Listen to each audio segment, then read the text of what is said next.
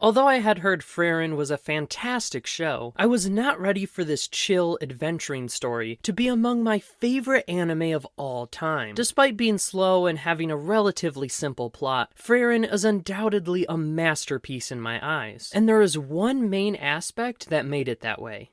Frieren, Beyond Journey's End, is written around a central idea that is the soul for the entire work. The concept of an elf who outlived her heroic adventuring party and decides to make more meaningful connections to the humans around her because of that is this incredible concept. Specifically, her relationship to the leader of her previous party is what ties everything together, from her relationships with those around her to the events that happen in each day of their current journey. This is what also builds the themes, the ideas of connections, lifetimes of individuals, and what hit me the hardest, dealing with distant loss. However, that is for a later section of this video series. Although this soul and these themes play into it, none of these are the single aspect that made Frieren a masterpiece. While the themes, main plot, and characters are beautifully written, the thing that really made this special is how, despite this being a very chill story with few major conflicts and little excitement, every small moment in interaction matters.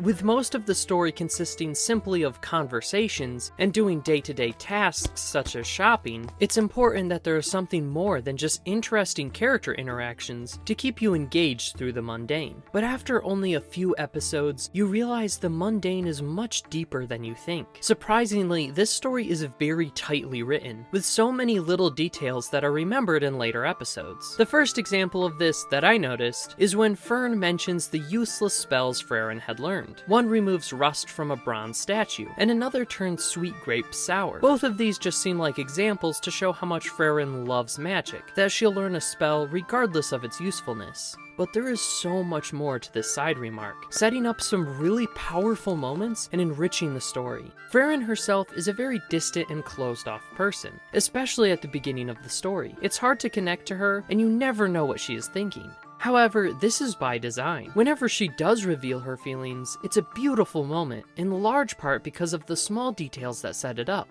like her knowledge of these simple spells. Although her obsession with learning interesting spells was spurred on by an old companion, which is the most obvious reveal from this situation, these two specific spells are also brought up again in smaller ways that end up being just as meaningful. Her hero party had many statues erected during their travels. To honor the memory of her friends, she often cleans the now very old monuments, and if they are made of bronze, she simply has to use that spell. As for the grapes, we learn about the favorite foods of those in the hero's party in a later flashback. Among those were sour grapes. Reuniting with his friend, who also has a long lifespan, she is able to put the spell to use in a 2-second clip during a montage. Small details like these appear everywhere within the story, and rewards you for paying close attention. This isn't anything new or mind-blowing in the realm of fiction, but it's uncommon to see for these kinds of chill, low-action, low-tension vibe shows. Most of the story is about the interaction of the characters, and the small adventures they have when they stop at a town for supplies. It would have worked as a chill slice-of-life story without putting in the effort of having these small and extremely meaningful moments all throughout the series.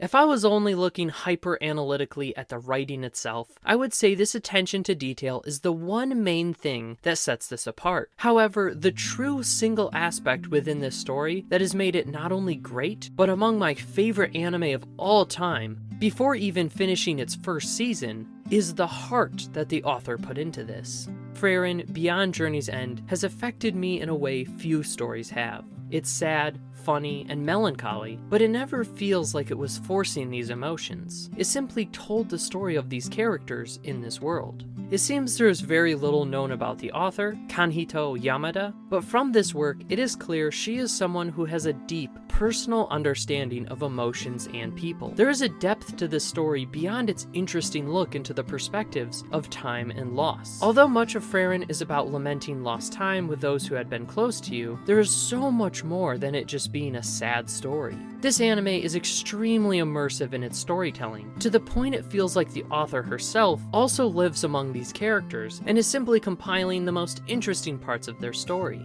I don't particularly like a story that is built around making you like a character and then killing them off or having some other tragedy affect them to make you feel sad. This anime isn't like that at all. Frieren is a look at life from the perspective of an immortal elf. And life is often sad, but it's also beautiful and funny and exciting. All of these things are shown, which is why it seems to change genres in different arcs of the story. But within each of those genres is the heart of the author, about reflecting on the memories of the past and enjoying the blessings of the present. All is shown through deeply human characters who are written with so much emotion and depth, beyond just the technical mastery of writing. It's impossible to fully explain or analyze this beautiful aspect. The only way to understand what I'm talking about is by watching the series. This heart, the real emotion poured into the story, is the true single biggest aspect that has made this a masterpiece in my eyes. Next, I want to treat it as the author seems to and go deeper into its world instead of analyzing it as a written work. There are many fascinating concepts and ideas Frieren explores, one of them being about the weakness of immortality. Thanks for watching, subscribe so you don't miss the next part of my journey through the story of Frieren beyond Journey's End. If it's already out, it'll be on this end screen. Also, if you wish to support me further, consider becoming a channel member by hitting the join button after you subscribe. There'll be a video that pops up to explain all the perks you can get. Thanks for watching, Jamyao.